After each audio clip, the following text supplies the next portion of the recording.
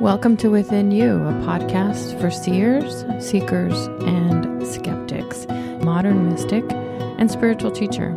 It's my honor to guide you, to encourage you as you travel your spiritual journey, as you take steps towards the calling of your soul.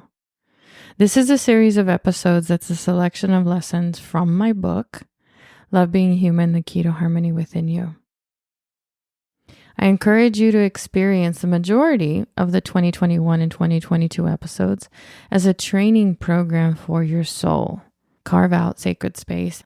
During the actual in real time of 2021 and 2022, I actually engaged in more of a sacred pause around this platform, this art, my podcast, so that I could give myself room to grow and evolve. I hit a bit of a burnout when I pushed through 2020 with everything that I had. You might have experienced something like this too. You might be in it right now. I hope this serves you. Please take from it what you need, whatever resonates, and leave the rest.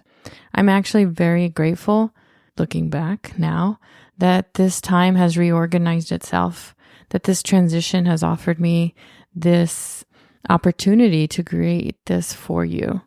And this is what has emerged from that holy silence.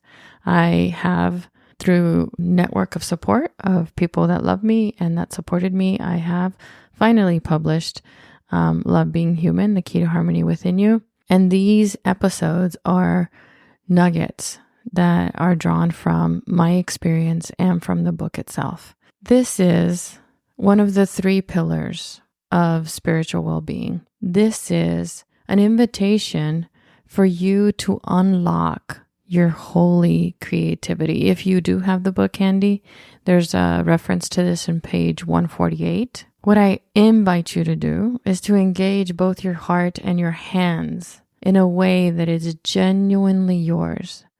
There's so much weight and character and texture in those words.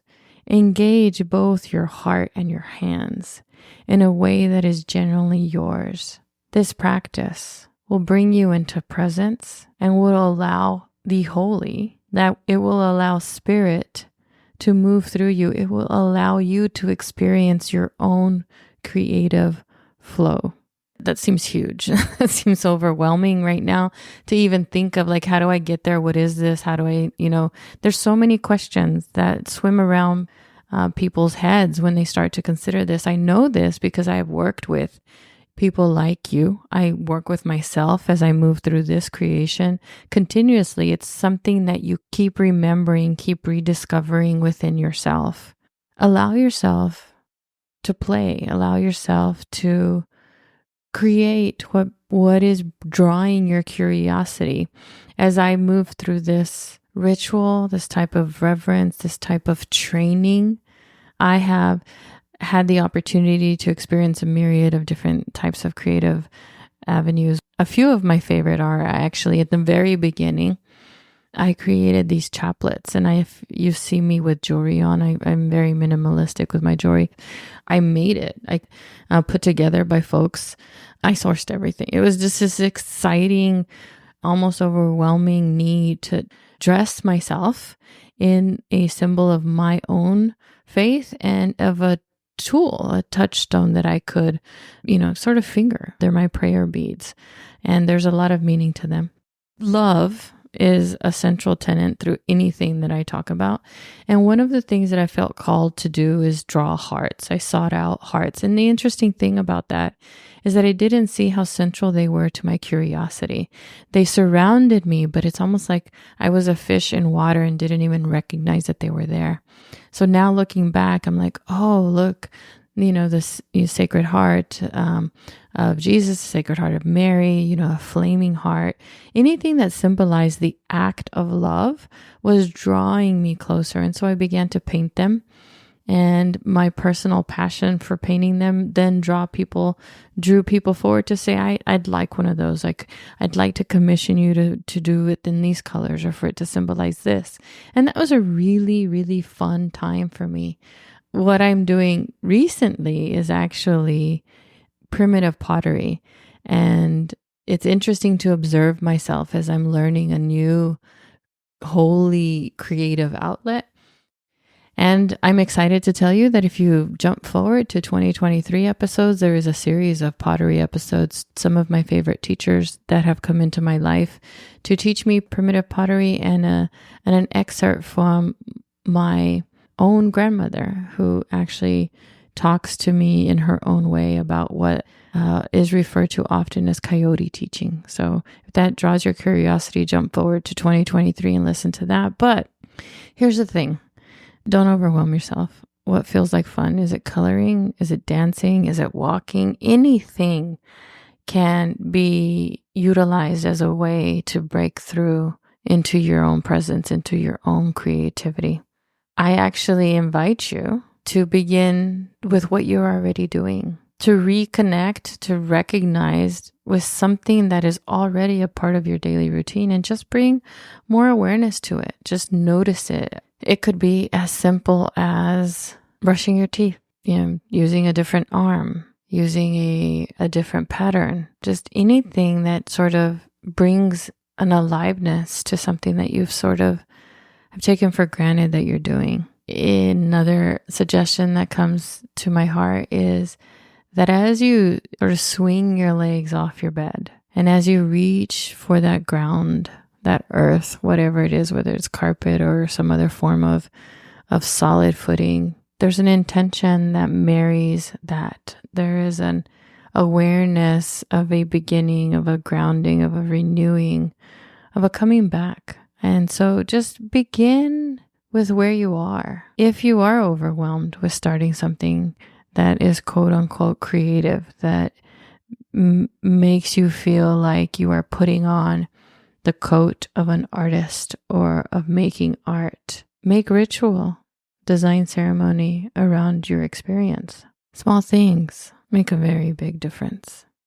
The purpose of our holy creativity is to create change, to transform something. It's a way for us to see the world outside of these daily acts, a way for you to build your strength, to exercise your curiosity muscles, to flex your imagination, to shift your psyche a little bit, to notice things, to tune into yourself.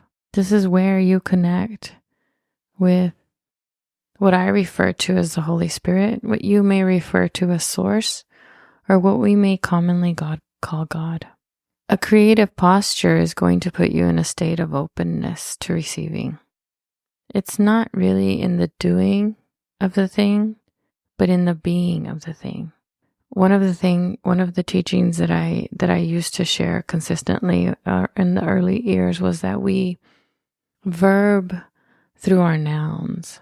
And what I found myself doing in those early years was shifting who I thought I was, whether the term was mother of young boys, of, who are now men, military spouse, whatever the noun was that I was associating with myself, there was some ground shifting beneath my feet that needed to shift and change, and I needed to be something else. Finished school and was no longer a student. When you're asking yourself, who am I now? We verb through our nouns, and allowing yourself a form of holy creativity is a way for you to experience your own being. So don't focus so much on the thing that you do, but on the way that you do it. When I had my near-death experience, as I was shifted out of, if you haven't heard the story before, I was hit by a car. What I realized is that even though I was and again, words are just pointing towards the moon. They're not the actual thing. But as I came back from experiencing this beauty, what I recognized about my time on earth in a body is that this is when we are given the opportunity. This is when we're given the gift of creating. There is a quote that I have seen attributed to Mother Teresa, who is Saint Teresa now, that we are pencils in the hand of God. And that really resonated with me, Because when I leave this container, this holy, this sacred, I don't know what to call my body, this magical design of being a human, I will no longer have the opportunity to move a pencil across a piece of paper as I experienced my near-death experience. I will no longer have this voice that will be able to, take my lips up to the microphone and journey and experience this with you. I will be no longer here in my body to do this. This is my gift for myself right now, is the opportunity, the ability to use sounds, to create language, to establish meaning between you and I. It's the reason that I believe we are alive. It's to create. So one of the pillars of spiritual well-being is unlocking your holy creativity. One of the intentions that I have as I create this podcast, as I snuggle my chair up to the desk and say my prayer, light my candle, I hold an intention of sending messages between myself and the generations that follow me through time. So in this moment, if I am speaking to the ears of my grandchildren and my great-grandchildren, if I am touching the awareness of a niece or a nephew or a first, second, third, fourth cousin from any part of my family or anyone that calls me family, this is my encouragement to you. I've seen so much beauty in what can be done when we see ourselves as a pencil in the hand of God. It could be a stubby pencil without an eraser. You can be whatever you want to be. Just make, create. Because we're human, the book is called Love Being Human, The Key to Harmony Within You. Part of that is learning about how we're designed, about what things are part of this existence. Being human means we're telling ourselves a story. And so I have a hunch that just like I do, that you're likely telling yourself a story about your art. Your story doesn't matter. It's the art that matters. So for a moment, pause or let go of your story and put your own faith in your curiosity and in the energy that draws you down this path of discovery, of exploration, of love, of understanding, of healing, whatever you're calling this, and allow your creativity to come through. I don't know that the struggle to create ever actually goes away, but it does get easier with practice, because I had a pause in the podcast for a few years, and those years go by so fast. My muscle memory of recognizing how sacred this is to me, how much of an opportunity it is for me to develop a relationship with you through this, is something that becomes a distant memory, and I forget. And the story in my head about how it's not good enough or not deep enough or not enough of whatever to even be created starts to get louder than everything else. And then I sit and I wait and I pray and I hold the intention. And slowly but surely I struggle through it, and I get back to the microphone. And I get back to a space where I allow myself some form of faith that part of this message will land on some part of your whole, some part of your heart, and encourage you and nourish you and support you as you move forward in your brave creative act. It's what we're here to do. And in this moment, I want to say it's not an either or proposition, right? This is a both and. I talk so much about that because it was a deep learning lesson for me. Am I this or am I that? Well, you're both, and you can be it all. For me, as a mother and a career person and a student, if it was difficult to hold it all at the same time, and I realized I have a lifetime. Which role is most important to me now? And without a doubt, for me, it was raising my guys, being their mother. And I hope and pray that that intention came through, because it was so much fun and it was difficult. And I think that's always going to be like, so whatever you're going through now, is it fun and fulfilling, but also so very hard. That's what this feels like right now. Imagining that I'm talking to you through time. You can do what you set yourself out to do. I know that. I believe in you. You will make magic. I'm already so proud of you. In one form or another, I send out a call to community because we exist in relation to each other. One of my, I only have 2 sons, but Joshua, my oldest son, has a tattoo that says I am because we are, and it has become our family motto. We have a family crest, and he actually has it tattooed on one of his arms. I am because we are. We move through things that make us part of each other almost. There's this thing called a cone, and it's like a puzzle or a riddle that has no answer. So the cone is, what is the sound of a single hand clapping? The sound of a single hand clapping is an illusion because it doesn't happen. One of the most difficult things about my dark night of the soul, my own healing journey, was that I felt alone. It is why I have been called to create community around this. It is why, if I am still living and breathing, that there is within university and there is a call to connection, or that I have experiences on my website where you can journey with me on your own time through email. It is because we are called to community. We become with and through each other. The other reason that applies to this, which is one of the pillars of spiritual well-being, is that creativity is contagious. So it'll nourish you to be in a community as you move through your creative effort. Go where you feel nourished. Find a sacred circle. There's something in the Bible that says we travel 2 by 2. It doesn't have to be a large group. So I remember when I was young and literally, I'm telling myself this story and I think that it's true, but I found a community in books. I actually would leave the library as probably 3rd, 4th grade, whenever it was that you got those prizes. You got a pizza or an award, for your summer reading. Sometimes the librarian thought I was lying, but I was actually reading all those books. I'd left the library with as many books as I could carry, literally like a stack tall. And one of my favorite sections in the library was the autobiography.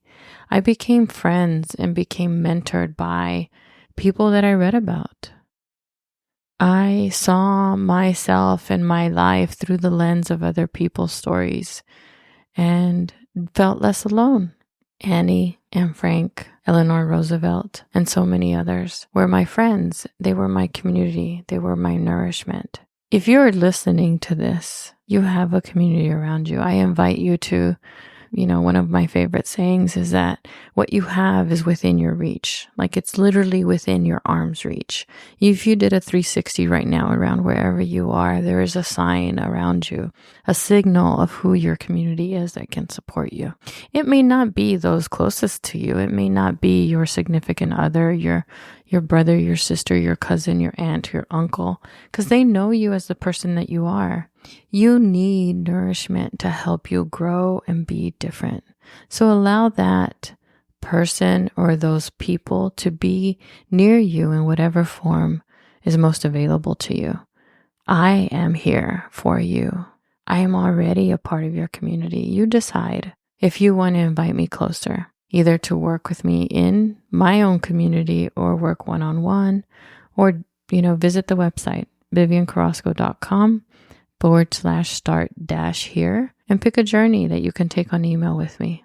Creativity is contagious. Nourish your holy creativity and community. And finally, as I go over this pillar of spiritual well-being, I want to say that all of these pillars really are forms of love. Relationships is the who. The values I talk about is your why to love. This holy creativity is how you love, how you learn to listen and love and express and receive. Because what it leads to is you experiencing and finding your purpose. You formalizing, crystallizing, clarifying, understanding meaning that you're making. Holy creativity is the doorway to those two things. You create it and you discover it. And when? Daily. In each of these pillars, I talk about a practice. Do it every day. You can make changes in your daily routine that will significantly change your future. And remember that small makes a big difference. If you're overwhelmed, go smaller and smaller and smaller and smaller until it's a tiny step that lets you move forward. That's one of the 3 pillars of spiritual well-being. And like I said, creativity is contagious. And if you feel stuck or in between, confused, unsure of what to do next, maybe you're just impatient with the progress that you're making on your own, I can help you. I can help you look within yourself and learn to rely on your own intuition so that you don't feel lost or left in the dark. So if you're ready to feel deeply connected to yourself and others, and also confident in the ability to trust yourself and your intuition, and you're ready to work with me, call 760-576-5683. Those last 4 letters are love, L-O-V-E. I picked that on purpose. Email me at vivian@viviancarrasco.com or explore the services I have to offer on my website. Thank you for listening. It's an honor to journey with you.